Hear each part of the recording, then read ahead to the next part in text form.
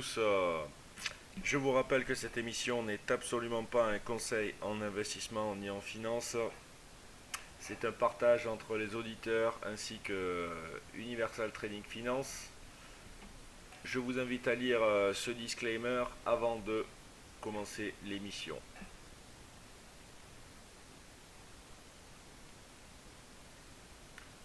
Allez, jingle, c'est parti.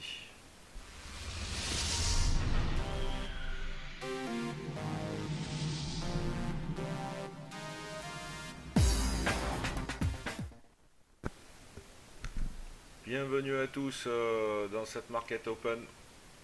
Donc nous allons attaquer directement par le DAX qui est en train d'opening. Donc on a une zone bien définie entre 445 et 407. Donc là l'extraction par le haut ou par le bas va pouvoir nous donner un sens. On va revenir dessus. Ça c'est notre plan. Donc en daily, on repart à l'assaut des derniers plus bas. Voilà, les derniers plus bas ils sont ici. Pour l'instant on est en route tranquillement. Maintenant attention, on vient de faire une belle mèche proéminente sur ce niveau. En termes de 1 heure, on commence à passer sous une trendline. Voilà, ici qui a été faite avec les deux gros points d'appui précédents. Donc attention là aussi, on est collé à la moyenne mobile. Voilà, on est vraiment sur un point clé aujourd'hui. Le plan de trading va s'exprimer en 15 minutes notamment. Voilà. Passage au-dessus, on peut avoir très vite ce niveau-là, 514 en target. On va noter le petit TP. Avec break valide bien sûr. Et par le bas, ce serait ce TP là. Donc on va les mettre en vert.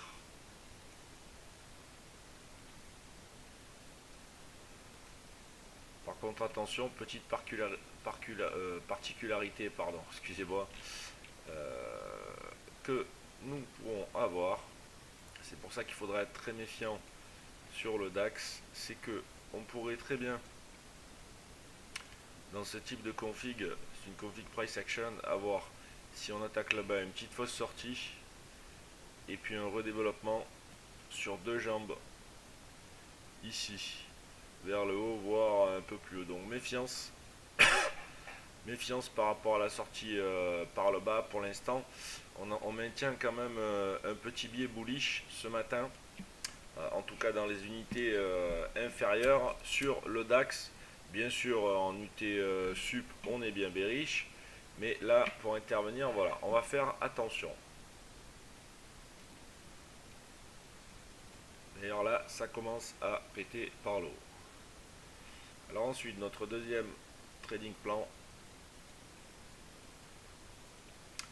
il est sur l'AUD USD avec une zone d'achat supérieure à 0,7544. Donc là on n'y est pas encore, c'est en 1 heure. Là on est en retracement. On a un target en journalier toujours au contact de la moyenne de la BRTL ici. On est en triangle, bref, c'est du ranging mode. En termes de 1 heure, voilà comment nous sommes. Bon, on commence à voir quand même l'arrivée des bearish assez sec. Et là pour l'instant ces deux mèches font qu'on est dans une zone de ranging tout simplement, 74, 66, 75, 38. Et on aurait de nouveau un signal au-dessus de 75, 44. Là, ce niveau-là. En termes de 1 heure. Voilà nos plans. Tout le reste, pour l'instant, va se construire petit à petit. On a aussi l'USD GPY à confirmer. Oui, Benny, ce matin, petite panne de réveil. Donc on commence la journée tranquillement, mais les plans de trading sont faits malgré tout. Là, sur le yen aussi, On va pouvoir avoir peut-être une opportunité aujourd'hui. Là on est toujours shorter, pas de problème. Même si on a une mèche proéminente, on voit qu'on repart encore là aussi à l'assaut des derniers bottoms. En 1 heure, voilà ce qui se passe, on est vraiment sur une belle zone. Donc là ça passe dessous. Là il y a un TP direct à 133, voire les derniers bottoms ici. Donc on va le valider. Et pour ceux qui seraient acheteurs, ben, on pense que ce serait la dernière zone de réactivation. Et avec un TP2 ici, dernière zone de réactivation bullish. C'est vraiment ce rectangle rouge que j'ai tracé. Et sinon, à la hausse, si on maintient la pression, on pourrait avoir un TP1 et un TP2 sur ces niveaux.